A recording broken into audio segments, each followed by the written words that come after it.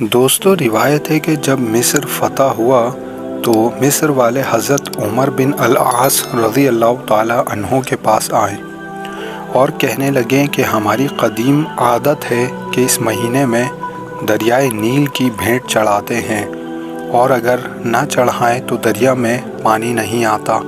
ہم ایسا کرتے ہیں کہ اس مہینے کی 12ویں تاریخ کو ایک لڑکی کو لیتے ہیں جو اپنے ماں باپ کی اکلوتی ہو، اس کے والدین کو کچھ دے دلا کر رضامند کر لیتے ہیں اور اسے بہت عمدہ کپڑے، بہت قیمتی زیور پہنا کر، بناؤ سنگھار سوار کر اس دریائے نیل میں ڈال دیتے ہیں تو اس کا پانی چڑھتا ہے، ورنہ پانی چڑھتا نہیں۔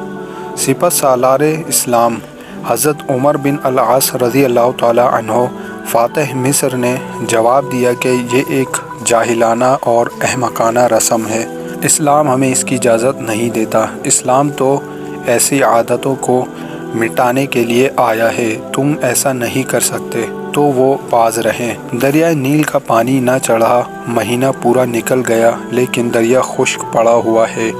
لوگ تنگ آ کر ارادے کرنے لگے کہ مصر کو چھوڑ دیں، یہاں تک کہ بودوباش ترک کر دیں۔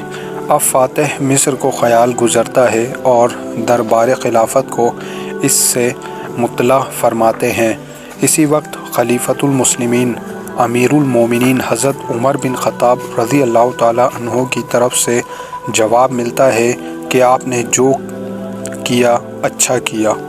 اب میں اپنے اس خط میں ایک پرچہ دریائے نیل کے نام بھیج رہا ہوں، تم اسے لے کر دریائے نیل میں ڈال دو۔